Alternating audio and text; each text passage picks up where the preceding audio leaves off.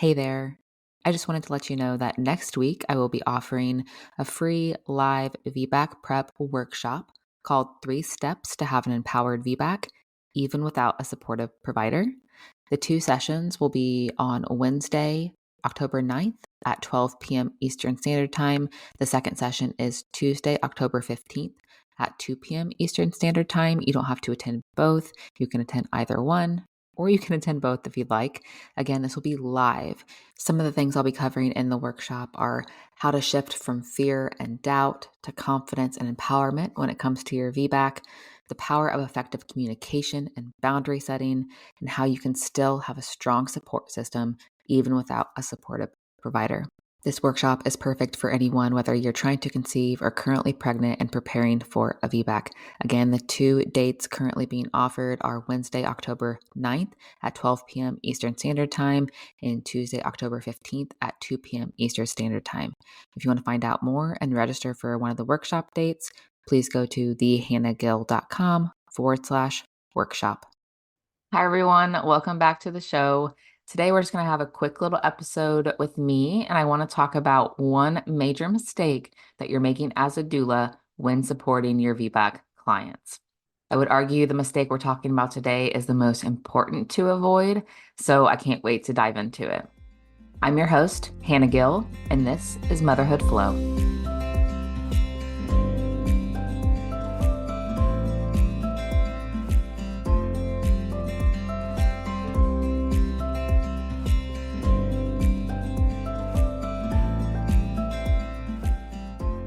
So today we're talking about one major mistake that we're making as doulas when supporting your VBAC clients. And that mistake is not customizing your client support process for VBAC. And like I said, I would argue that this is the most important one to avoid. So as much as we wish it wasn't the case, VBAC clients are treated differently than women who have never had a C-section. And because of this, they require unique and customized support from us as doulas.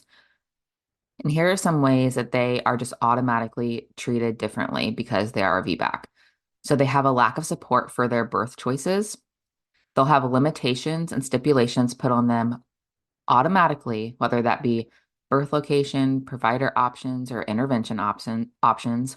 So for example, for my VBAC, I wanted to be at a freestanding, which is an out-of-hospital birth center. But where I live in Indiana, it is illegal against the law. There are policies put in place where VBACs cannot be done at freestanding birth centers. So that option was immediately taken off the table for me just because I have a scar on my uterus. And then VBAC clients are more likely to be fear-mongered and coerced about their birth choices. So when you're customizing your support for your VBAC clients, your basic birth support package is just not going to cut it when it comes to supporting VBAC. For most new doulas that come out of doula training, they offer the basic package that we all know about. So they'll have a consultation, they'll have 2 prenatals, they'll have the birth, and they'll have 1 postpartum visit, and that's it.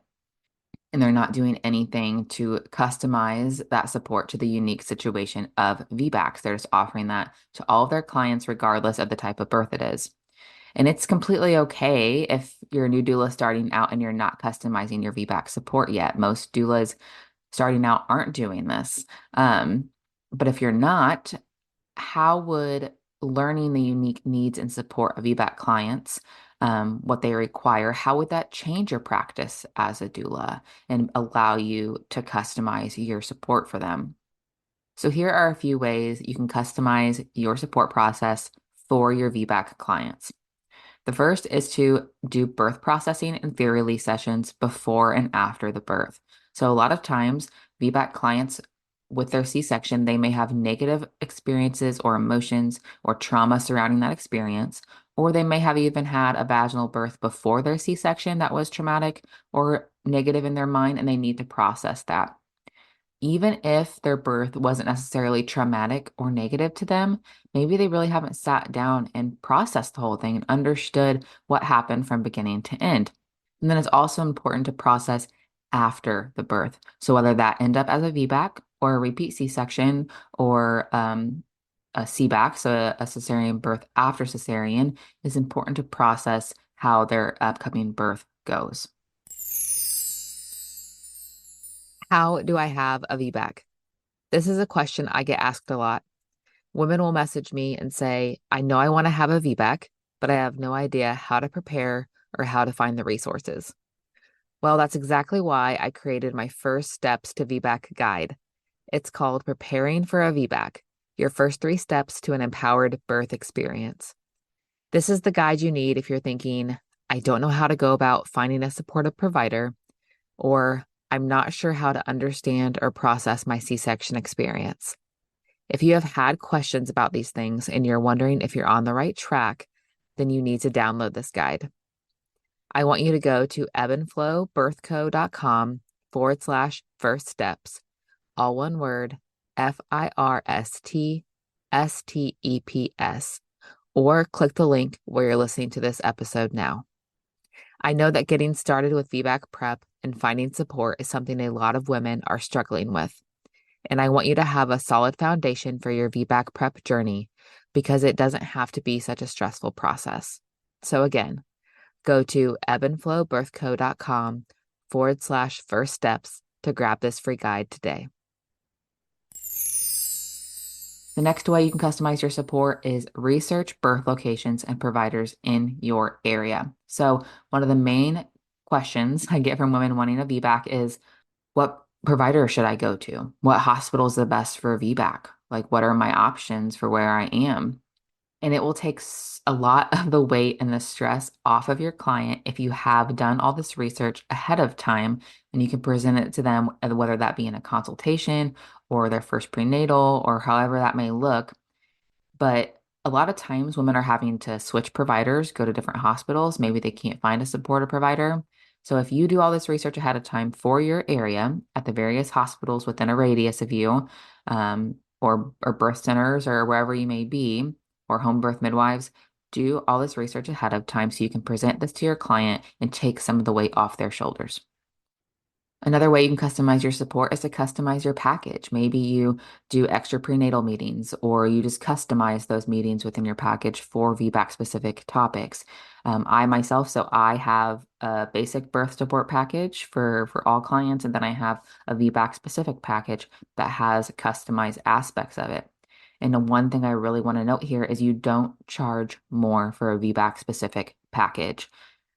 These clients already have so much against them. It would be just insulting to make them charge or to charge them more because they are a VBAC client. So do not do that. Charge the same as what you charge for your other clients, but customize and make the package unique for their situation. And then the last way you can customize your support for your VBAC clients is to provide additional resources and education other than your basic birth education. So I know that many doulas don't even provide childbirth education. Some are not childbirth educators, but many are and will be providing some sort of basic birth education, but also provide additional resources, whether that be books, articles to read, websites, trainings, courses, whatever it may be, that can give them some VBAC specific information for their unique birth. And a question I get a lot is, what if I do my best to support my client in a unique way and to provide this customized support, but she still ends up with an undesired birth outcome, whether that be a cesarean or a traumatic VBAC? And I understand that this is like a gut punch. You do everything quote unquote right and something still goes quote unquote wrong. But I want to give you a big reality check here that may make you feel a bit uncomfortable. So, your goal as a doula is not to save your client from a specific birth experience. You cannot guarantee a certain birth outcome or prevent trauma from happening.